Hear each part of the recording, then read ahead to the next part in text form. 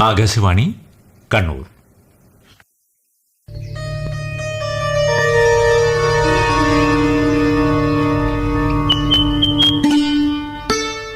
സുഭാഷിതം തയ്യാറാക്കി അവതരിപ്പിക്കുന്നത് ബാലകൃഷ്ണൻ പുത്തൂർ. എല്ലാവർക്കും നമസ്കാരം. നേടിയതും നേടാനുള്ള സൗഭാഗ്യങ്ങളുമെല്ലാം നിസ്സാരമായി വലിച്ചെറിഞ്ഞ് അച്ഛന്റെ വാക്കുപാലിക്കുവാൻ കാട്ടിലേക്ക് പോയ ശ്രീരാമൻ എക്കാലത്തെയും ഉത്തമ പുത്രന് ഉദാഹരണമാണ്. അതുപോലെ രാജപത്നി പദവിയിലേക്ക് വലതുകാൽ വെച്ച് പ്രവേശിക്കാനൊരുങ്ങുമ്പോൾ വിധി വൈപരീത്യമായി ഭർത്താവിനോടൊപ്പം കാട്ടിലേക്ക് പോകാൻ തയ്യാറായ സീത ഉത്തമ ധർമ്മപത്നിക്ക് എന്നും ഉദാഹരണമാണ്. രാമൻ കാട്ടിലേക്ക് പോകാനൊരുങ്ങുമ്പോൾ വസിഷ്ഠൻ സീതയോട് പറയുന്നുണ്ട് സീത രാജ്യം ഭരിക്കണമെന്ന്. എന്നാൽ സീത വസിഷ്ഠന്റെ ഈ വാക്കുകൾ കേട്ട ഭാവം നടിക്കുന്നില്ല.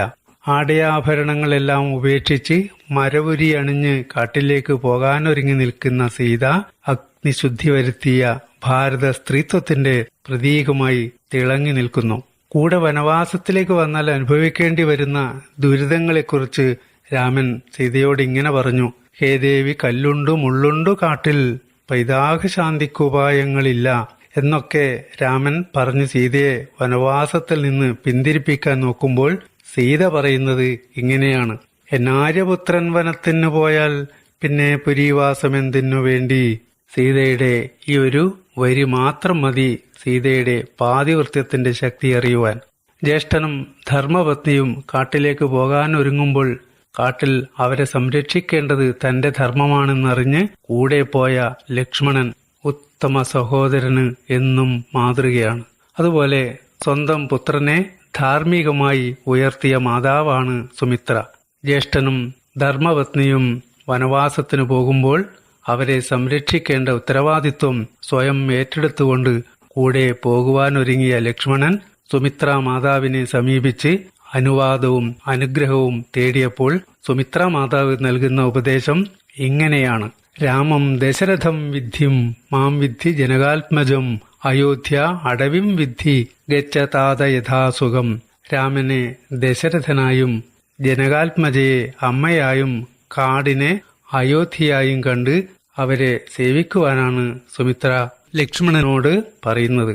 രാമായണത്തിലെ ഓരോ കഥാപാത്രവും ധാർമ്മികമായി ഉയർന്നു നിൽക്കുന്നത് നമുക്ക് കാണുവാൻ സാധിക്കും. ഒരിക്കലും ആരാലും ശ്രദ്ധിക്കപ്പെടാതെ, ആരുടെ കണ്ണിലും പെടാതെ സ്വന്തം ജീവിതാഭിലാഷങ്ങളും സ്വപ്നങ്ങളും സങ്കല്പങ്ങളുമെല്ലാം നിശബ്ദം ത്യജിച്ച ഒരു സ്ത്രീ രത്നമുണ്ട് രാമായണത്തിൽ.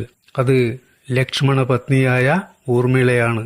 കഥയുടെ സഞ്ചാര വഴികളിൽ എവിടെയും ഈ പതിവ്രത രത്നത്തെ നാം കാണുന്നില്ല.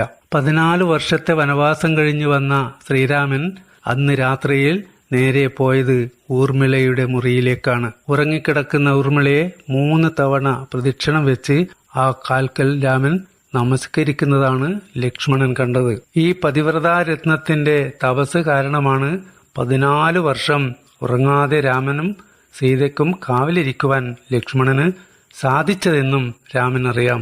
ഊർമിള ഉറങ്ങിക്കിടക്കുമ്പോഴല്ലാതെ ആ പാദങ്ങളിൽ നമസ്കരിക്കുവാൻ രാമന് കഴിയില്ലെന്നും അറിയാം. എല്ലാവർക്കും നന്ദി.